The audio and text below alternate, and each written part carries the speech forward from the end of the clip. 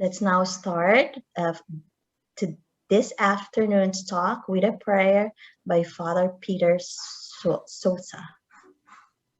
In the name of the Father, Son, and Holy Spirit, amen.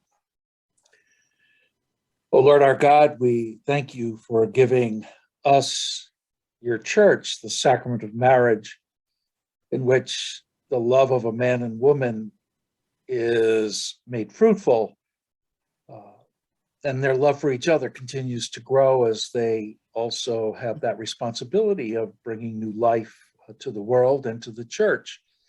We pray that all married couples will honor both of their responsibilities as married people and growing in their love and bringing about new life. And may they do it, Lord, in a way that follows your plan for reproduction, and may they do it with love and care. And as they continue to respect your plan, may it help them to grow more and more deeply in their total love and their covenant with each other.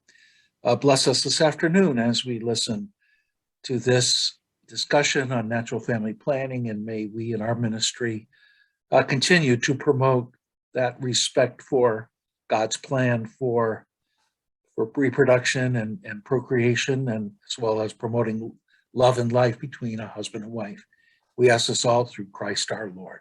Amen. Amen. Amen. Thank you, Father Peter, for starting us with a prayer. Now, let me introduce to you our guest speaker for this afternoon. She's Miss Sheila St. John, the Executive Director of the California Association of Natural Family Planning.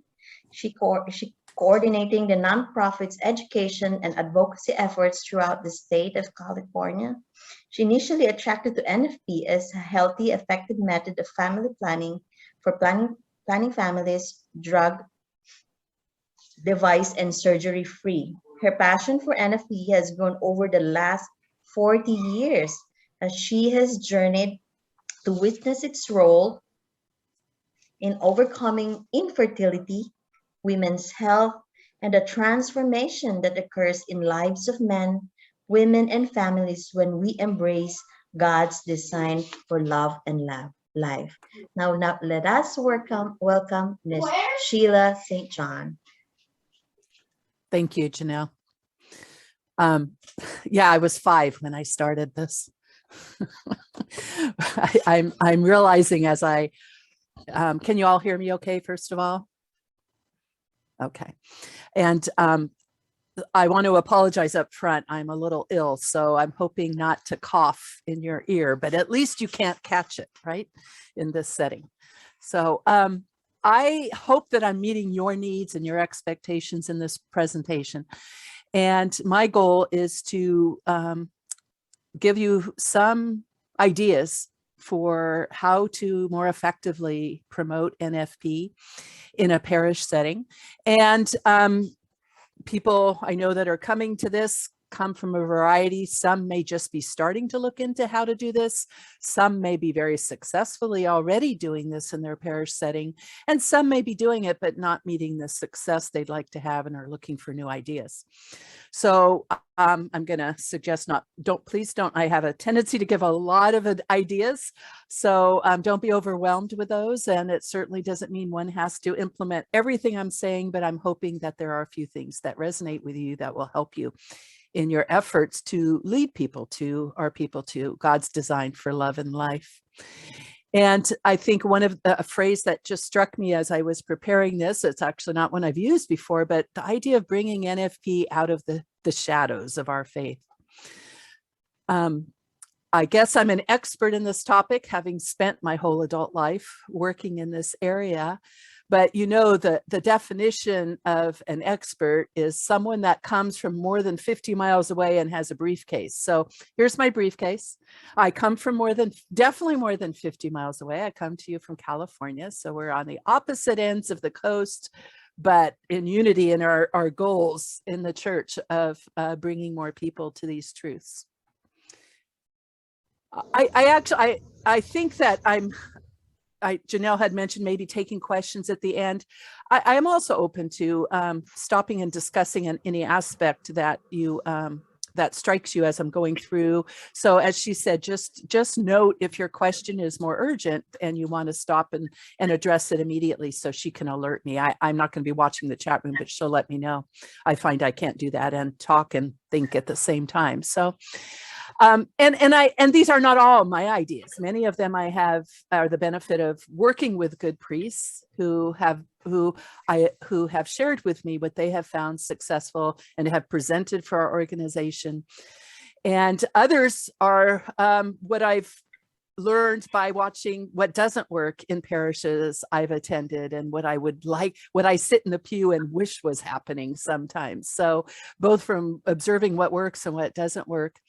And it is trial and error. What works for one person may not work in another. So some of these ideas may not be suitable for your setting, and you may have others that you'd like to share that have been successful. So these slides are progressing for you okay? You're right. One time I went through a presentation, we were on the first slide for half an hour and nobody realized I was switching.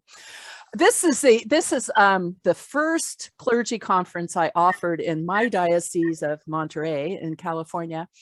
And I actually was impressed myself when I looked at it again, because this is Dr. Thomas Hilgers, a young Dr. Thomas Hilgers, who founded the Creighton Model and the St. Pope Paul VI Institute, and Father Ron Lawler, author of Catholic Sexual Ethics. So that was a pretty good lineup for our first effort. And this was in 1989.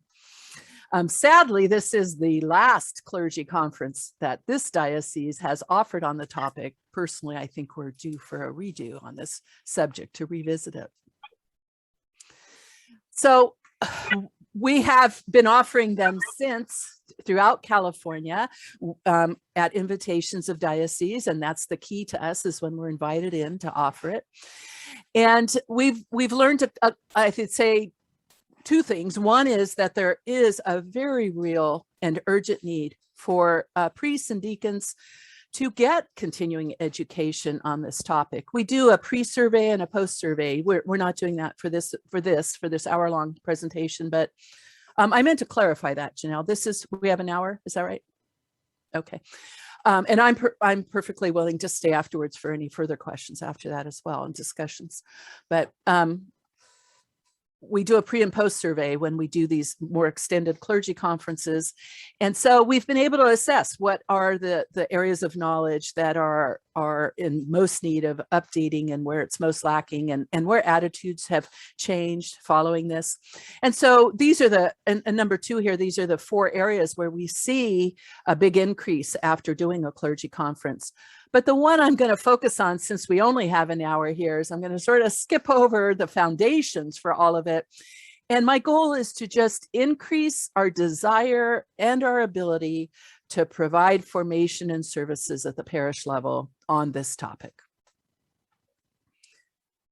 I do think that before we do jump to all the solutions, it's really important, and that's the positive, but it's really important to dwell a little bit on what is the problem, because I think if we don't really recognize the extent of the problem, and that's something we do see a real growth in after we do a conference, is initially, often with clergy, they'll tell us they're not really seeing what's the negative impact of contraception on couples. And so it is important to establish that, and I'm only going to spend a few minutes on it. So I'm only really going to kind of hit some conclusions, as opposed to be able to go through what could be a whole talk on just that. But these are some aspects of that are indicative of the problem as it exists today. The first, that Catholics contracept and are sterilized at the same rate as non-Catholics. And I want to go into that a little bit. The second, that contraception, sterilization, and artificial reproductive technologies do negatively impact women, couples, and families. And a brief look at the exposing the contraceptive culture that we are in. So are Catholics any different than anybody else? I just went to a meeting in Baltimore of about 30 of the national leaders of NFP. I was honored to be able to be included in that meeting. And the priest that is the president of our board attended with me. And of all the talks, the one that struck him and he said shocked him were these stats on contraception among Catholic married women.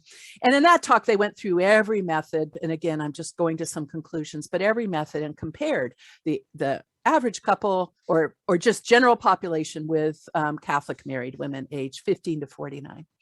So the conclusion is 98. Well, now we always have to take out, there's about 30% of couples in a survey that report using nothing. And it's presumed those are pregnant, trying to be pregnant, maybe postpartum nursing and not doing anything, or perhaps not sexually active within their marriage at the time. So when we look at the couples that we take out that component, when we look at the rest of it, which is the stats on contraception, 98% of Catholic women are contracepting or sterilized. I know that our president found that shocking, and for him, motivation to rededicate himself to what he thought was doing a good job, but that apparently, we're not really reaching our Catholic women if there's no difference. Upsetting to me, having spent the last 40 years in this field, is that this statistic has not changed much during that time, that 0.5% of married Catholic women use modern methods of NFP.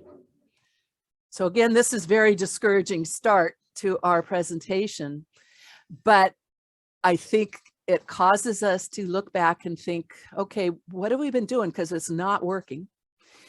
And what can we do better to bring this news to more people? It's always a bit shocking to me in this set because I was just really attracted to natural family planning. So I don't understand the barrier entirely myself, except that I have been working. I've taught over 800 couples how to use NFP. I've been promoting it around California for the last 2 decades, and in my area for 4 decades. So I certainly encounter the objections and the resistance. This is a huge problem, this final statistic that 70% of married Catholic couples are sterilized by around the age of 35 or after having 1 to 2 children.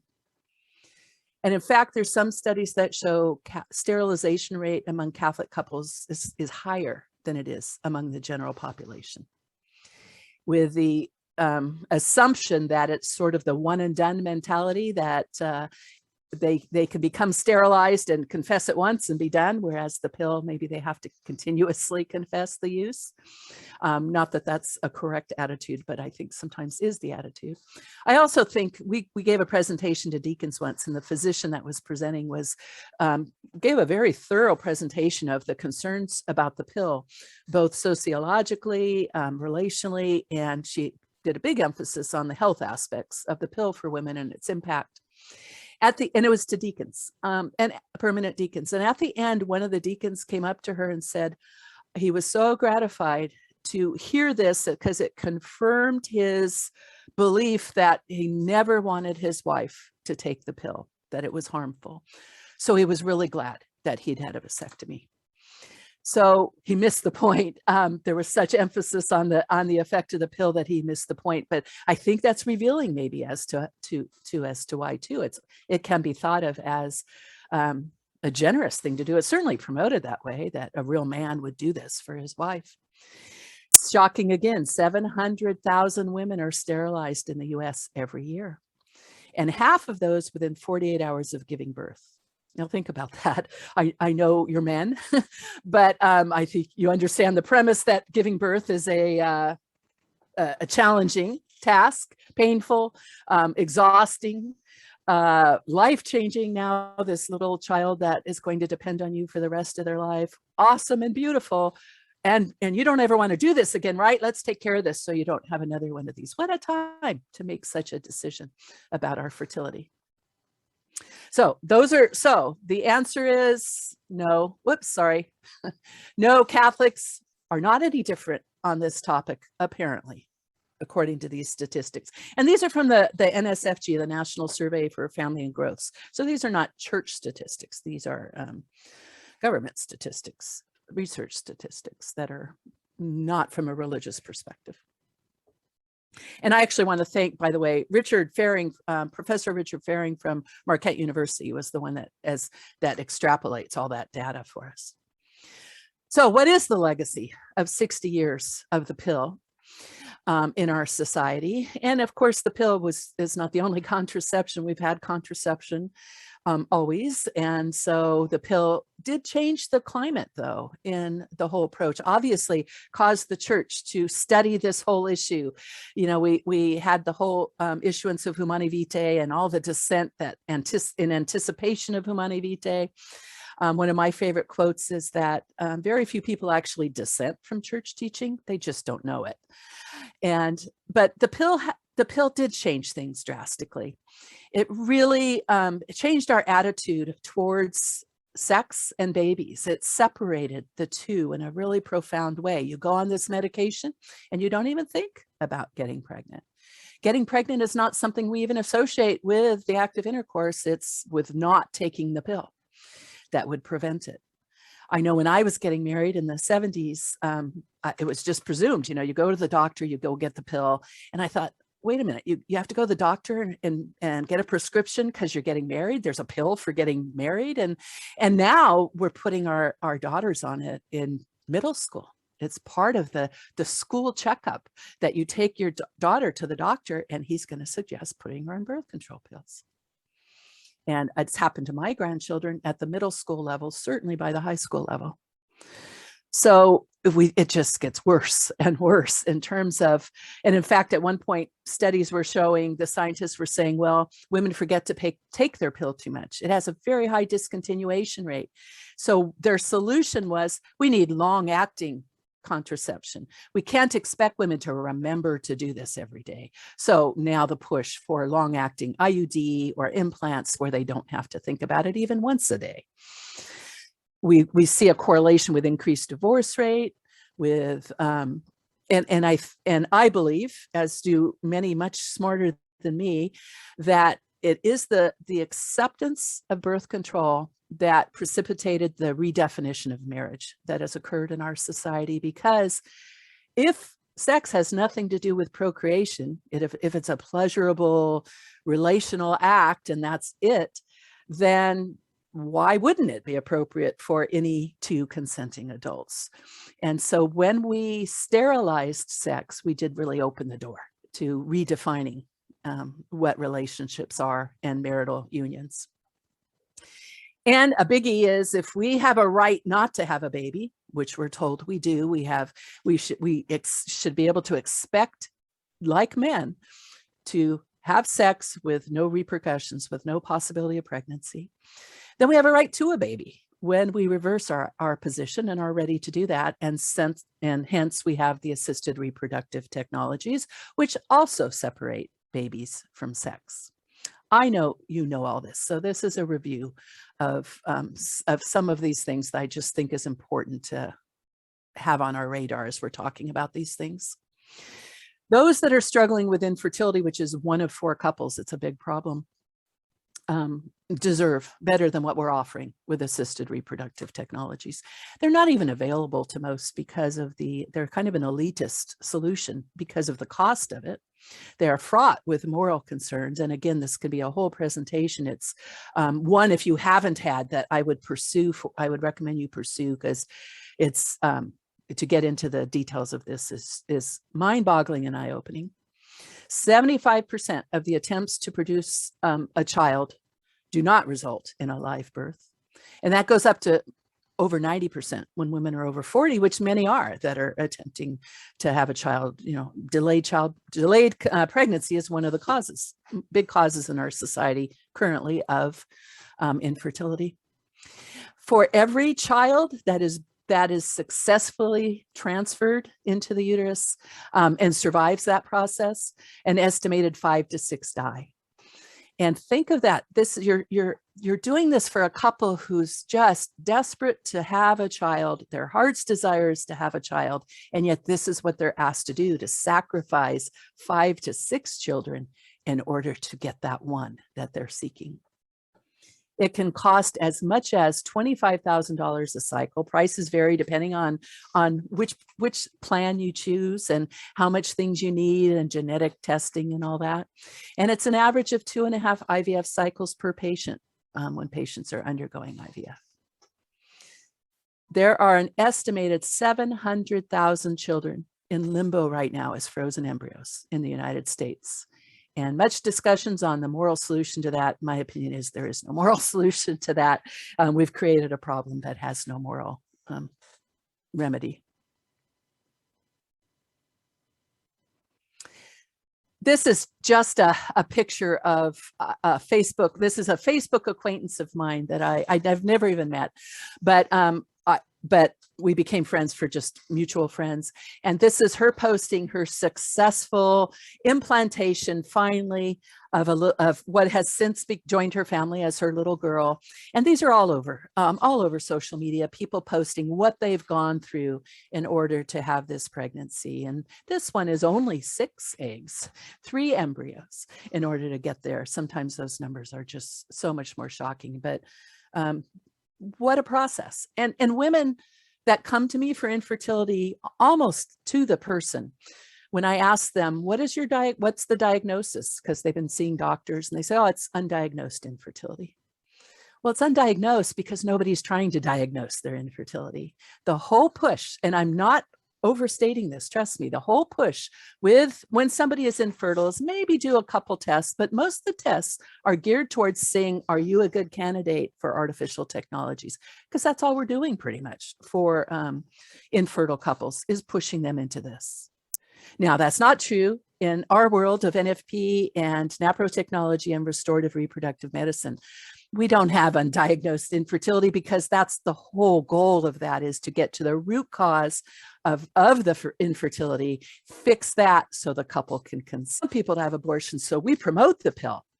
And I didn't get a chance to engage her in conversation because she was too angry and said what she had to say and walked off. But even the Supreme Court recognizes the connection between contraception and abortion. So this is a statement from the Planned Parenthood versus Casey, which is the affirmation of Roe v. Wade. In some critical respects, abortion is of the same character as the decision to use contraception. For 2 decades at that time of economic and social developments, people have organized intimate relationships and made choices that define their views of themselves and their places in society in reliance on the availability of abortion in the event that contraception should fail. Because if we use contraception, we did the responsible thing. We should expect we don't get pregnant. So now we have a right to end that pregnancy because, hey, we did what we were supposed to do. This is just the follow-up. Now, one of the things that always strikes me in this that I think is so revealing and maybe not even intended, or maybe it is, maybe it's the goal, I guess, actually, is the statement that we have defined our views of ourselves and our places in society based on the availability of contraception and abortion. And boy, is that true. That is maybe the definition of this contraceptive mentality, that it is just a foreign concept when we're approaching women about living in harmony with their fertility, because their whole definition of themselves is to, and what they've been told is, to succeed, I have to become more like a man. I have to be sterile. Pregnancy cannot interfere with my goals or my life. I should be able to eradicate fertility, call it up when I want it, and then put it back on the shelf when I don't desire it. So that's a fundamental attitude and view of women. And I'm going to speak more from the woman's perspective because I just, that resonates with me so much, how women have come to see that and themselves as a result. So these are big things that are more than just, which method is effective and appeals to me.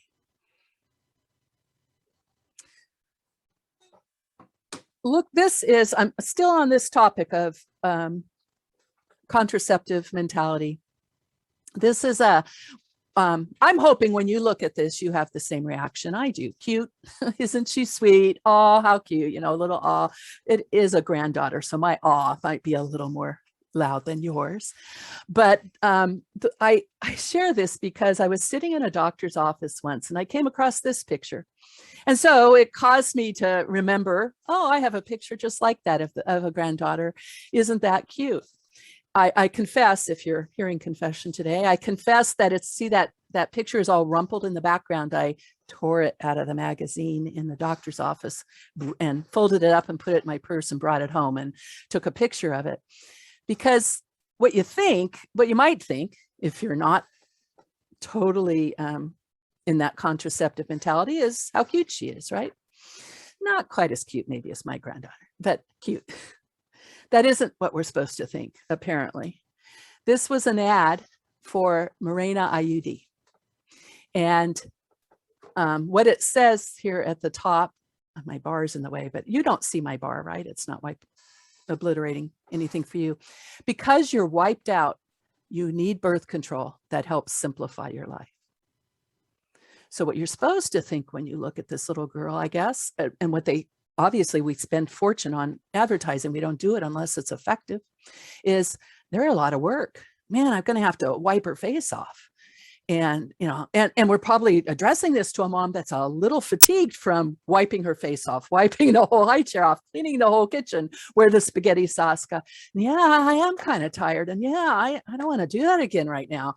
And so we should use this IUD, which causes us not to have to think about our fertility. The doctor puts it in, and then I never have to think about it again. Now, the rest of this ad, because they're required by law, it shows all the side effects of the IUD. It can perforate your uterus. It can, and I'm thinking, and yet it's still an effective ad to convince people. IUDs are actually making a real comeback as of late. So we're actually picturing the child as not, contraception is not some vague thing, but we don't want another one of these, right? This is too hard. The next slide is also an advertisement for contraception. And this one always just gives, I actually debate about sharing it because I find this one haunting, this image. This is an ad for a condom. These are supposed to be the children that you're preventing by trying to come through that condom to existence. It's from another country. And look at their images, they're haunting, they look evil. But I look at that and think, oh my gosh, is that really effective? We're now just not talking theoretically about the prevention of children. We're showing the image of this walls them out. You're protected from this burden. Use this condom. Isn't that haunting? Every time I don't use this slide real often. Every time I do, I can't get this out of my head for a while. And we have trivialized our fertility. Now, this one, I was, when I first showed this slide to a group of seminarians, I'm sorry, Janelle, we'll get to happier stuff. I see your face. It's very sad. We will get to happier things real quick. This is a slide. I just had a layover in Austin, and I was remembering this ad that was out of Austin for vasectomies, which they do a whole promotion during, what do you call it? March Madness, the basketball thing. So they promote Vas Madness. Come watch all the games while you're laying on the couch recovering from your vasectomy. And one of the little 10 points down there for why you should get your vasectomy during Vas Madness is keep Austin weird, not overpopulated. Now, the first time I showed this, I thought, oh my gosh, it's just them trivializing so much, just get rid of your fertility. I showed it to a group of seminarians and they actually burst out laughing. And I realized it is funny. I didn't see it that way, but I realized, oh, it's, it is a clever ad, but it's an example of how trivially we discard our fertility in a permanent way.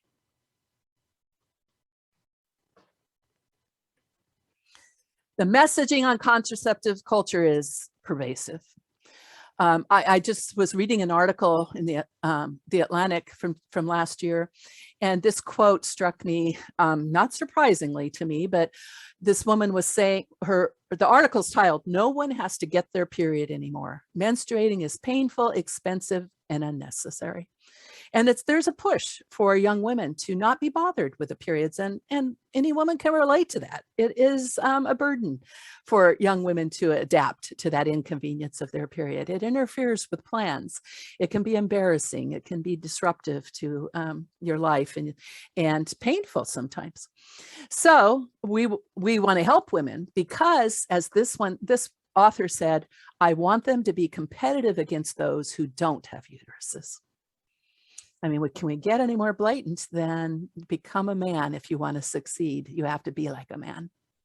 And then I've thrown up here a lot of other messages that we're just inundated with. One of the ones I think that you can probably relate to, because I certainly hear it all the time from couples, is this comment that we're done having children. And of course, that almost always means we're sterilized. And now we understand that since 70% are, why we hear that phrase so often. I've always found that such a sad concept. I wonder what it feels like to be that child that is the last one and to be raised knowing, well, we stopped after you, we're done. I contrast that with, I think back on an experience I was driving with my own daughter, just she and I in the car so we could talk girl talk. And we were headed up to a swim party at my son's house. And I said, so are you going to be able to swim today? Because monthly, women encounter a barrier to going swimming. And she goes, yeah, I can go swimming today. And she said, what about you? Are you going to be able to go swimming? And I said, honey, I've reached the point in my life where I can swim every day if I want. And she looked at me and she said, does that mean I'm never going to have a little baby brother or sister? And I said, yeah, it does mean that. I think she was 16 at the time. So obviously was not raised in her head. It was never that they're done, I'm going to be it. It was just that fertility is part of marriage and life until naturally it's not. And I think there's some big repercussions to how we view that in a family dynamic. It's one of the phrases that always bothers me when I hear that we're done. And of course, sometimes they wish they weren't later. There can be that regret. This is a great quote. This is by a priest, a Jesuit priest. The church is in danger of disruption because of the heresy of contraception. No other heresy was more generally, more cleverly, more effectively propagated by men and women in authority than contraception. None affects the members of the church more directly and more intimately. It has the support of scientists, sociologists, and even of large religious bodies. The advances it has made within a decade are terrifying. This sort of summarizes why we're here today and why we have to look at this topic. And it sounds like this was probably a recent quote about the changes we've seen in our society, but look at this. This was from 1934.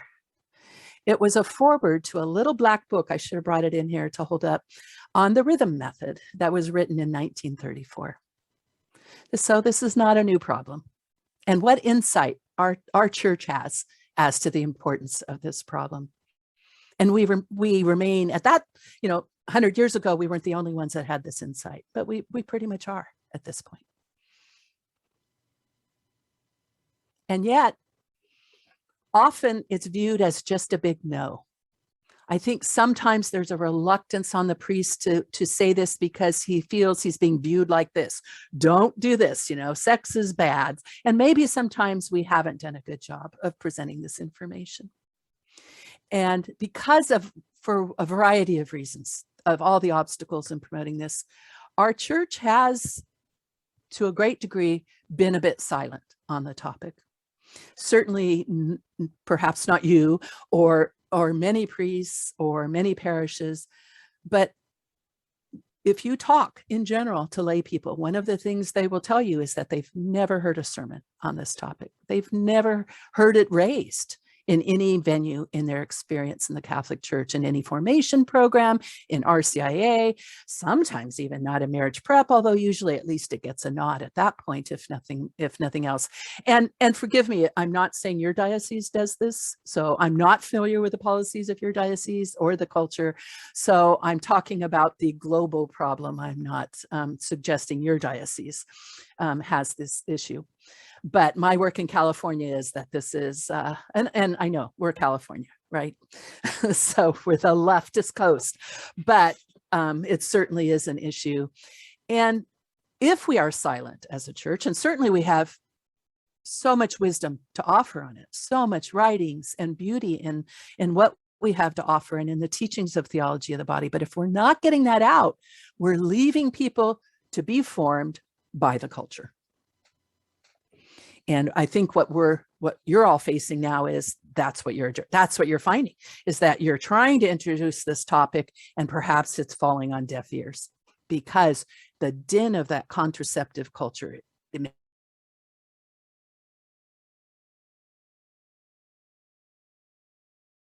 it in general for a long time.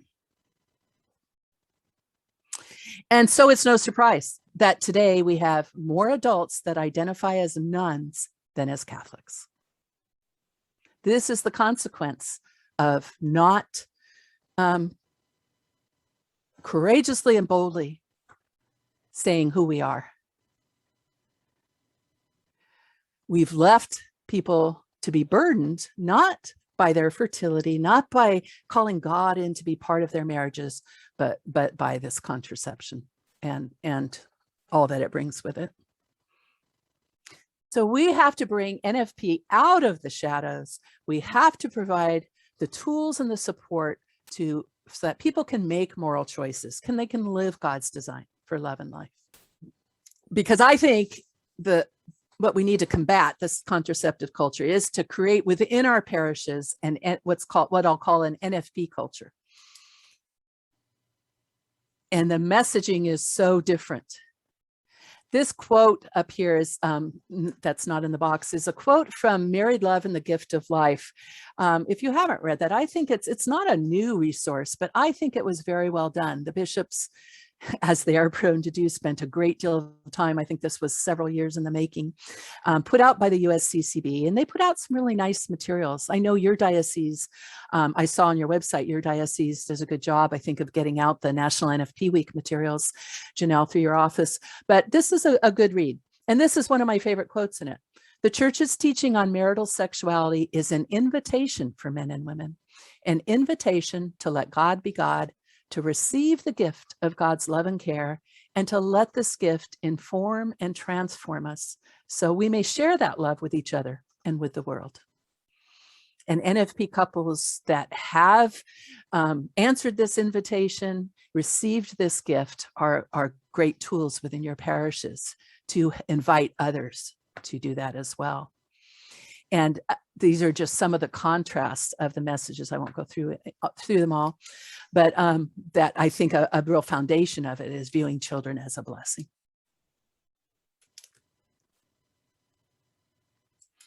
So these are the things I think are key to bringing NFP out of the shadows and to building that NFP culture in a parish. First, that we have courageous spiritual fathers and leaders in our parish, because I do think it can take courage to do this today. That we have a culture within our parish where these values are palpable, visible, they permeate the parish life. And these aren't quick answers. These aren't, oh, put it in the bulletin, do this. But these are the foundations to this being successful. That formation, and this one, I believe so strongly, and I believe if we did this, this would make a big difference in our parishes and in our faith. That formation programs, not just marriage prep, all formation programs are all rooted in the principles that are the foundation to these teaching, and that the leaders in those programs are formed in it themselves and believe it. I have encountered repeatedly that the majority of people, lay people doing marriage preparation themselves are contracepting or sterilized. how in the world can we expect to deliver this message if the emissaries of the message themselves are not formed in it and have rejected it? So I believe if there was one thing to be done differently out of everything we're going to talk about, that would be it. We also, I believe, have to provide the practical tools to live this. And because of this contraceptive society that we live in, continue to support and reinforce these even after couples embrace it. So I'd like to explore each of these points a little bit. And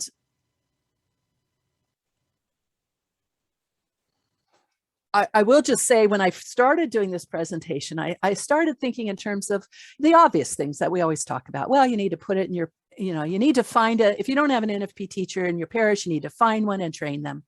You need to put it in your bulletin. You need to have posters around. But you know what?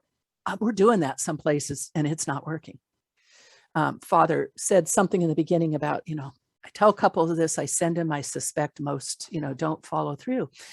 I am going to one parish where the priest does so many things right. He knows the importance of this.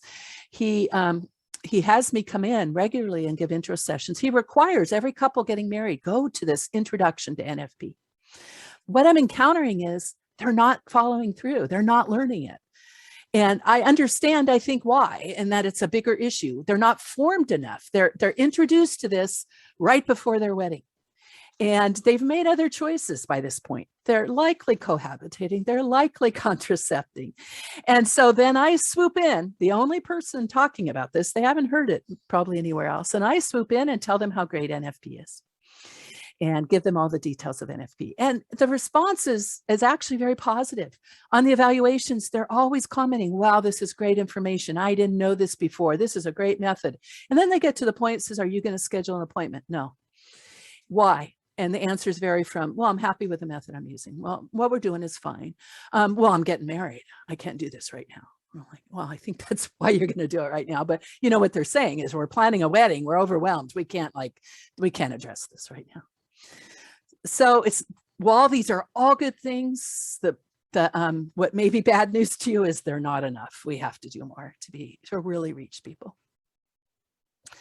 So we're formed in this contraceptive mentality as well, you and I. Perhaps you have not been as exposed to it as I, either being male or clergy. But I think we're all exposed to it. And so we have to look first at ourselves.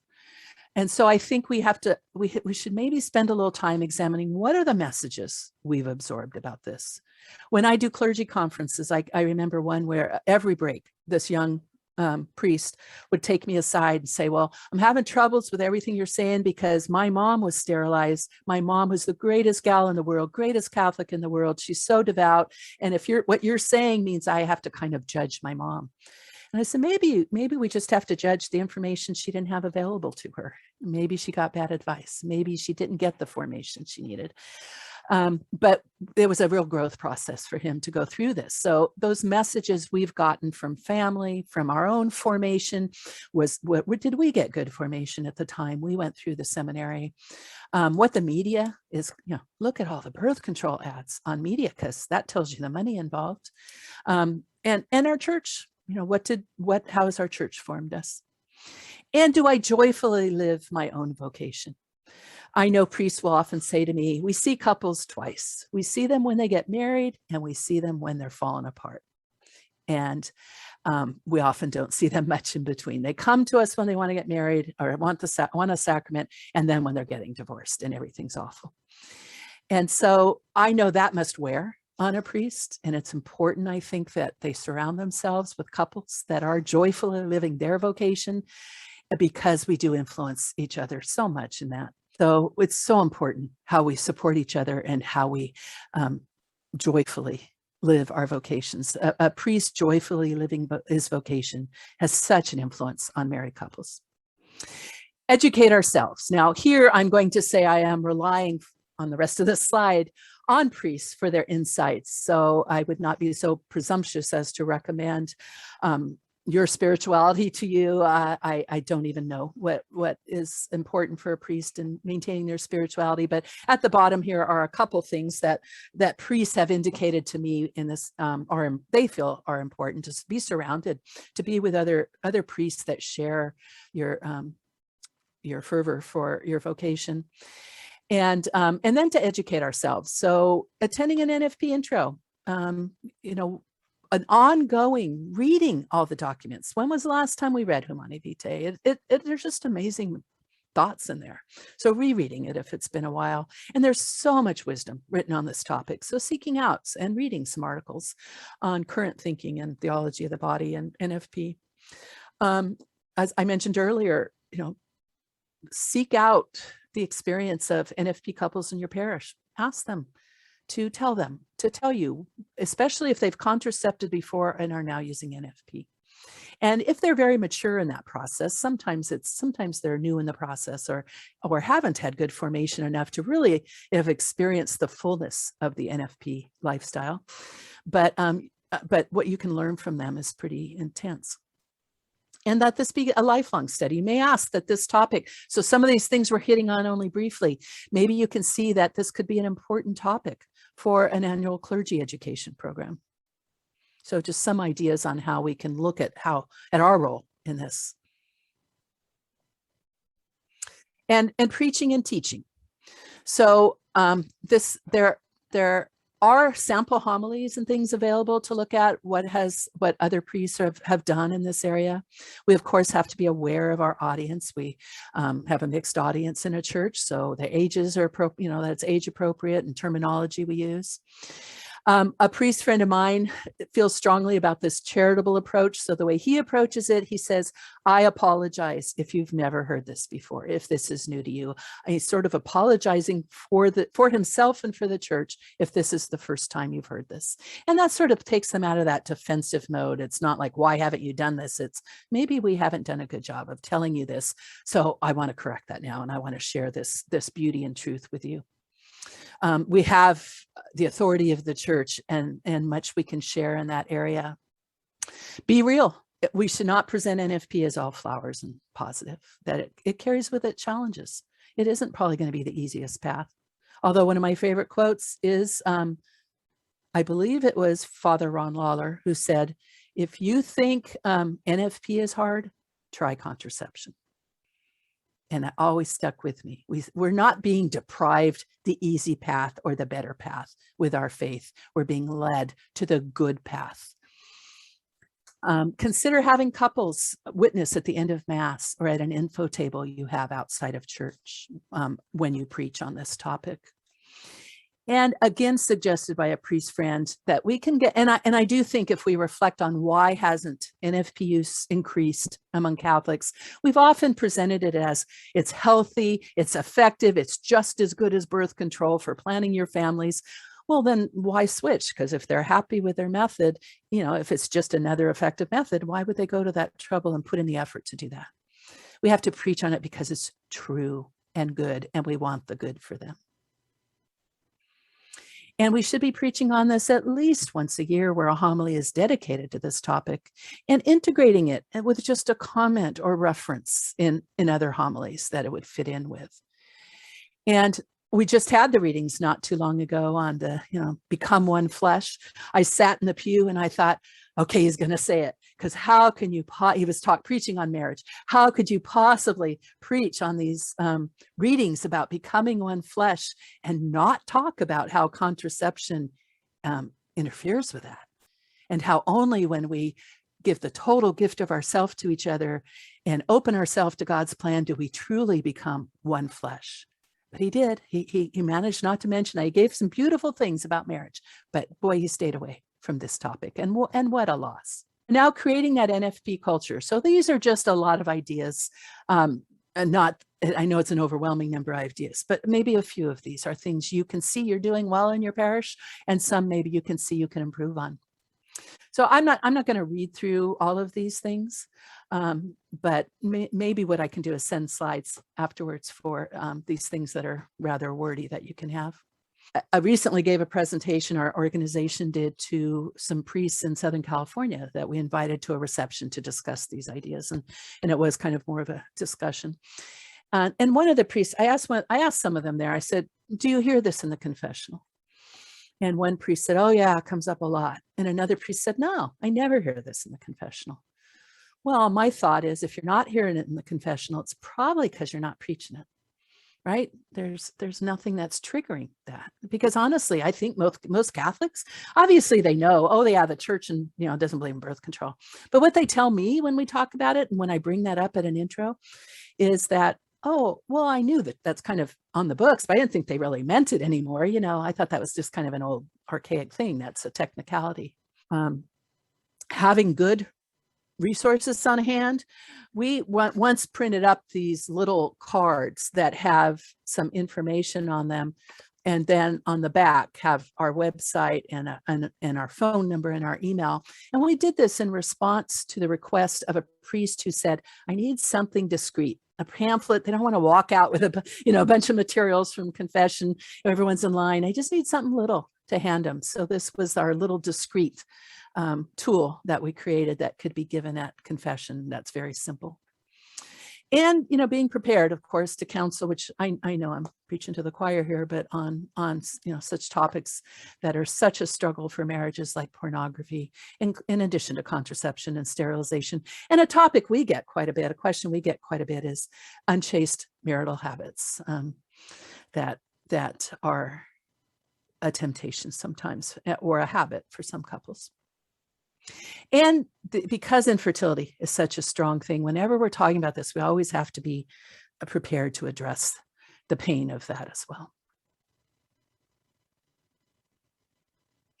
I want to say, please don't consider me presumptuous in telling you how to deal with confession.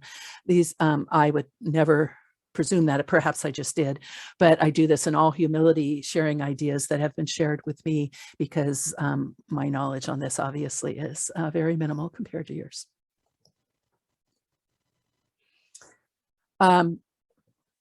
Now the third point, integrating these concepts and the foundation for them. It's not just talking about NFP. When I talk about NFP, I always mean, and all that goes with it, a chaste marriage, being open to the gift of life, the blessing of children. NFP is just the tool to live that.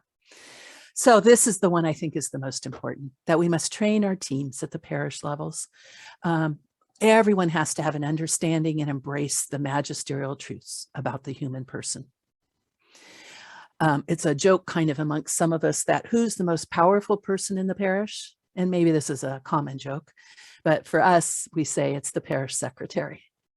Because if you can get past her, because sometimes, and that priest I was telling you about, his first barrier to accepting NFP and these teachings was the mother that he knew was sterilized.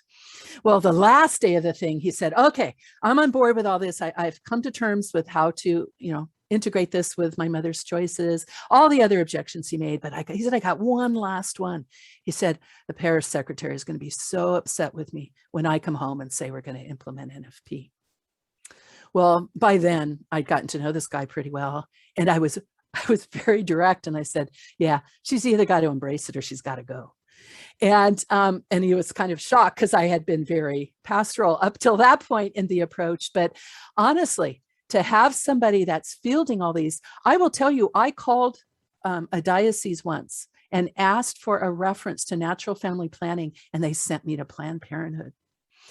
Well, anyone that called and got that is not going to get past that. That's what they're going to get. That person has to be educated and embraced, or has to go, because they're impacting this. So one of the third point on here, I think, is important. This can't be heard by an isolated person. We can't be thinking I referred them to the NFP person and they're going to tell them everything they need to know. Because then we're viewed as this outlier. Oh yeah, that's your thing. That, of course you think that, that's your thing. But they have to hear it in all these different ways. They have to hear it in the RCIA program, not just because we brought in the NFP person to talk, which is important, but because the people leading it are going to have laid a foundation for it, are going to reinforce that. You can bring in an NFP person to talk, and that can be undone totally in the rest of the program by the person that themselves does not embrace this teaching.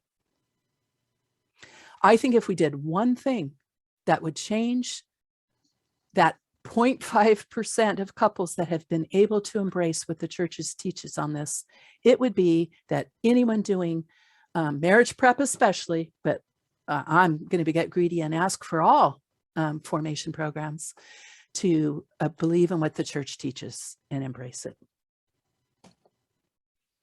Theology of the body is a real avenue for introducing this. Millennials love theology of the body. And so when we change the way they view themselves, they're more open to viewing why they would live this way. And there are some great programs that are school-based that take kids all through their formation in an age-appropriate way. One that's been highly recommended to me is RUAH program. It's RUAH that you might look at if you have schools.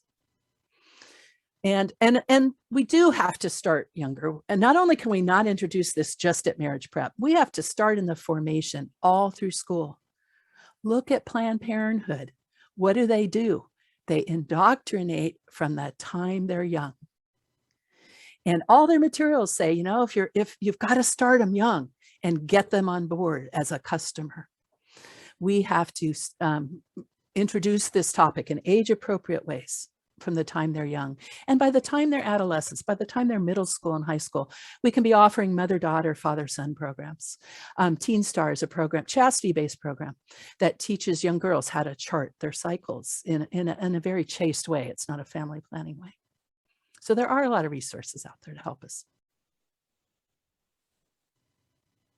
Looking at marriage prep specifically, and again, I'm not entirely familiar with, I have looked on your website to try and become familiar with your program. So this is not a comment on your program. You are perhaps solved a lot of these problems in your programs. I did see you have a weekend that you provide and things in our area. A lot of them just rely on an engaged encounter. An engaged encounter doesn't, and they theoretically cover this topic. It is in their outline, but in practice in our area, it's not covered. So you're probably covering this in your area, but find out how well it's being covered. And if the programs you're sending people to, if they really are getting what you think they're getting. So again, forming all leadership in marriage prep on these principles and have the clear expectation they believe them if they're put in the position of presenting them. Integrate this into all aspects of marriage prep, not that isolated NFP person, but the priest needs to be on board giving the formation. I think sometimes the priest is trusting me to do that, but he needs to lay that foundation before they ever get to me. Introduce the topic, or how much less stressful if we have 3 to 6 months to figure this out, not a week before you get married. The formation of why, which a teacher can eventually cover, but an intro session may not be going over much of that, especially if the intro session is just not specifically for engaged couples, but for anybody coming to NFP. We have to get all the information they need to get started using NFP. So they may need a full session on what the church teaching is in addition to that, because the NFP is really the how and presenting the lifestyle things. But there are many priests that believe unless we require couples to take an entire course on NFP, we're not going to see a difference. I used to not think that. I'm big on invitation, not imposition. And we need to invite couples into this. But God gave us free will. I got a question about that when I get there eventually. Being a mom, I wish I'd been a little less free will in these things. But I do see that I'm not having the impact I had expected to have when I only get to do an intro. So many of the priests that have been successful in this believe the two keys are that you have a weekend where they are formed in the principles of this, and that they have to take the whole course because you grow, you transform in the experience of doing this. Now, your diocese may have their own requirements, and but you can go beyond your diocesan requirements, right? We have priests in our state that require the whole course, but there's no diocese that does. Number 4, the practical tools to live this. So key to that is, creating a whole team in your parish. This is a lot. I know that you have so many things on your plate, and this can be an overwhelming, because maybe it's discouraging you from tackling this topic because I'm making it look so much more involved than you had hoped it would be. But you don't have to do it all, right? This is what lay people, volunteers are doing, and you form a team to do it. It's important you be part of that team. I think that you interact with your team. And of course, you do that in every ministry that you establish in your parish. So part of that team is the NFP teacher. So it's good to have one in your parish, but if you have one in the area you can use, that's probably okay too. But if you don't have one, identify a person in your parish that you think would be a good candidate for that. Some priests pay for their training to go get trained for the gift they are going to be to that parish. And the priests that do that may have struggled with that initially, but have come to believe it was money well spent. Are you able to provide NFP in all the dominant languages of the parish? And I'm not sure how diverse the languages are in your area. In ours, they're quite diverse, and we haven't always succeeded in this. Fortunately, NFP is now available a lot remotely. And so if you don't have somebody in every language in your parish, there are people that will teach virtually. And I'm not talking about sending them to watch a video. I absolutely, that's not effective, but connecting them with an NFP teacher long distance if there isn't one in your area in any language or in the language you're seeking. For California, we have a resource of those on our website. You have an excellent list of teachers available. I was very impressed with the number of, you're actually way ahead of my diocese and what you have available as resources in your diocese, which is the whole state, right? That floored me. Yeah, that's a little different than California, obviously, but that makes it nice. Couple witnesses, couple mentors, people that can be in there. Our marriage, it's a movement, marriage prep now, that a lot of times they're assigned a mentor, or they actually invite someone to be a mentor, but then it's important their mentors are on board with this topic if they're choosing them. So developing a mentor relationship, or developing couples who can be mentors. And some of the things they could do is that if they're available for someone to call and talk to and express what their concerns are. They could speak after Mass, because it's always good to have that be a couple that's doing that. They can share their testimony in your various programs, go to the schools, go to youth group. Your NFP teachers can do that as well, and they often will do that as a couple, but expanding that beyond the NFP teachers. So you have many resources for doing that. And this is a tricky one, but NFP only physicians are crucial. You again surpass my diocese on the list of available NFP. Kudos to you, because in this day and age, to use NFP, you need a physician. There are just so many health situations that we need these physicians to be able to address. Because if you send them to their doctor, they will try and get them off of NFP. They will tell them it's not working, and their solutions will be the pill or sterilization for whatever ails them. So we have to seek out, look at. I have found in general, when I've talked to priests, they don't necessarily know who the doctors are in their parish. So look into that. Find out who are the doctors or PAs or the healthcare providers in your parish. If they are NFP only, great. And if they're trained in, even better, it's one thing to not prescribe contraception. That obviously is huge for physicians. But even more than that, we want them to not be defined by what they don't do, but to get training, specialty training in this that's available for physicians to support couples using NFP in their healthcare. And consider a CMA guild that's very supportive for these principles. Promoting NFP, some practical tools. Recognize the different target audiences. I often hear priests say, well, I send anybody that's getting married. Well, that's a small part of your population. What about the already married? That's the much bigger part of your parishioners, right?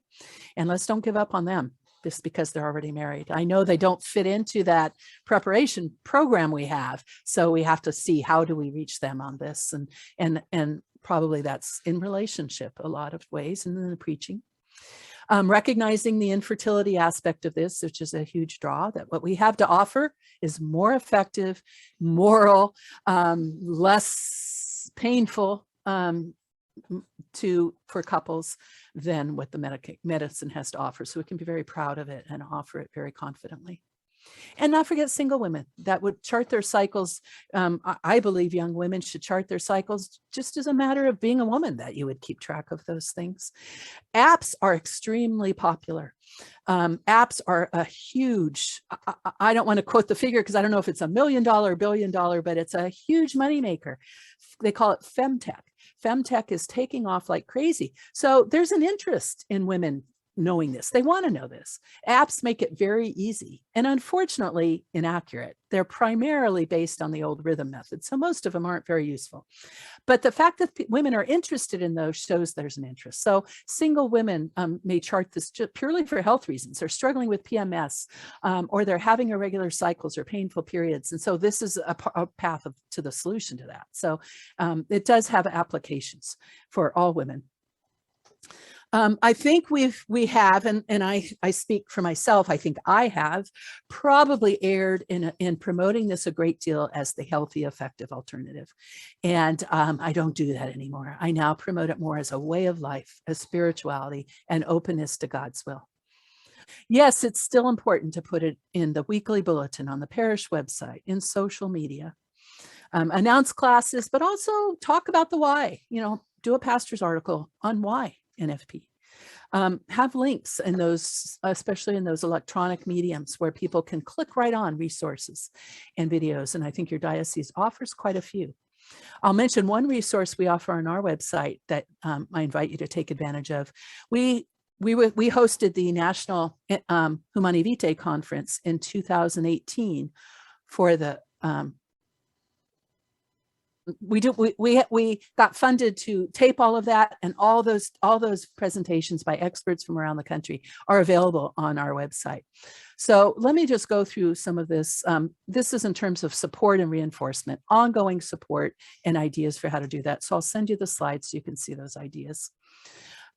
This is one example of a parish. And so again, I'll send you the slide, and there's a link there to look at what he offers in his parish, which is a whole weekend that covers these.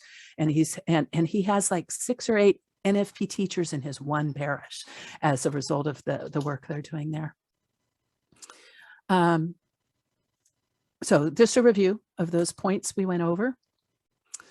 This is a quote from Humani Vitae that I find very compelling, but I'm going to send you those slides because I did go over. And I just want to end on that real positive note that we have the good news that truth matters. We have truth on our side. Truth is pastoral. Women and men deserve the truth. And the good news is God's design for love and life. These are some ways to access us with any questions. And I can't apologize enough. Next time I do this, I'm going to, now that I realize I lost a view of my clock as soon as I started, and make sure I get a clock in front of me because I want to respect your time. I did not realize. Time flew for me. I hope it wasn't too painfully long for you.